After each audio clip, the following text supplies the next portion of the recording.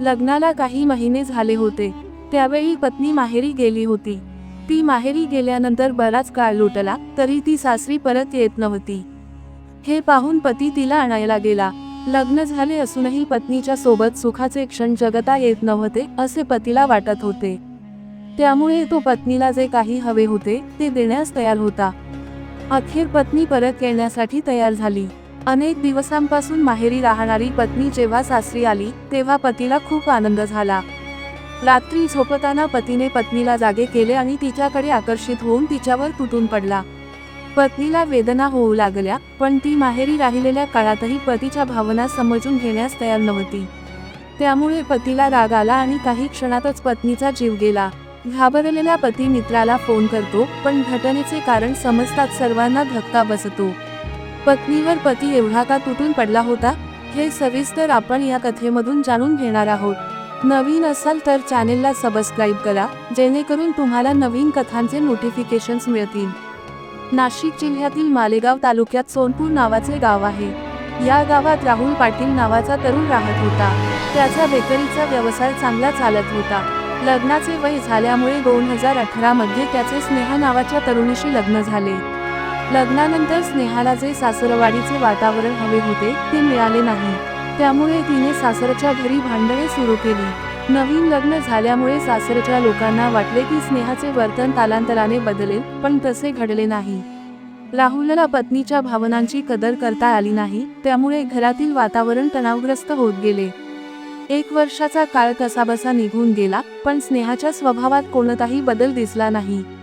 तिने पतीचा मानहानीपर्यंत केली होती. सुरुवातीला ती स्वतःच्या मनातल्या गोष्टी स्पष्टपणे बोलत नव्हती, पण नंतर तिच्या वागण्यामुळे घरातील वातावरण अधिकच बिघडले. काही काळानंतर स्नेहाला मूल झाले, पण त्यामुळेही तिच्या नखऱ्यांत फरक पडला नाही. राहुलच्या जीवनातील आनंद हळूहळू नष्ट होत चालला होता. घरी यावे तर भांडणे, बाहेर जावे तर कामाचा ताण. अशा परिस्थितीत राहुलला काय करावे हे सुचत नव्हते. काही काळानंतर स्नेहाला वाटू लागले की राहुल तिच्या मनासारखे वागेल, पण तो घरच्या लोकांना सोडून देण्यास तयार नव्हता. स्नेहाला वेगळे राहायचे होते, फक्त पती, मुलं आणि तीर्थरूप. तिच्या या हट्टामुळे संबंध अधिकच तणावग्रस्त झाले. जेव्हा तिला समजले की पती तिच्या भावना समजून घेणार नाही, तेव्हा ती माहेरी निघून गेली आणि मुलालाही बरोबर घेऊन गेली. राहुलला वाटले की ती थोड्या दिवसांत परत येईल, पण तसे घडले नाही. राहुलला पत्नीची आठवण येऊ लागली, पण तिच्या मागण्या पूर्ण करणे त्याला शक्य नव्हते. त्यामुळे त्याने एक फ्लॅट किरायाने घेतला आणि पत्नीला परत आणले. फ्लॅटमध्ये राहू लागल्यानंतर स्नेहाच्या चेहऱ्यावर आनंद दिसू लागला. तिला वाटले की आता संसार सुखाचा होईल, पण राहुलच्या मनात नाराजी होती. तो घरच्या लोकांना सोडून वेगळे राहण्यास तयार नव्हता. स्नेहाने समजून घेतले असते तर सर्व काही व्यवस्थित झाले असते, पण ती कोणत्याही परिस्थितीत समजूत करून घेण्यास तयार नव्हती. तिला फक्त तिच्या संसारात स्वतःची मर्जी हवी होती. काही महिन्यांनंतर पुन्हा भांडणे सुरू झाली. स्नेहा माहेरी गेली आणि काही दिवसांनी परत आली.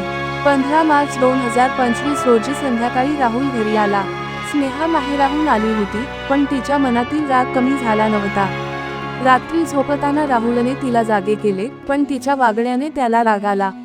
काही क्षणातच त्याने पत्नीवर हल्ला केला आणि तिचा जीव गेला. घाबरलेल्या राहुलने मित्राला फोन केला आणि पोलिसांना बोलावले. पोलिसांनी घटनास्थळी पाहणी केली आणि राहुलला अटक केली. या घटनेमुळे सर्वांना धक्का बसला. लग्नापूर्वी मुलगीच्या स्वभावाचा अंदाज घेणे आवश्यक आहे, हे या घटनेतून शिकायला मिळते. नवीन पिढीतील अपेक्षा आणि जुन्या मूल्यांमधील तफावत यामुळे अशा घटना घडतात. सुखी संसारासाठी एकमेकांना समजून घेणे आणि तडजोड करणे गरजेचे आहे. नवीन असाल तर चॅनेलला सबस्क्राईब करा, जेणेकरून तुम्हाला नवीन कथांचे नोटिफिकेशन्स मिळतील.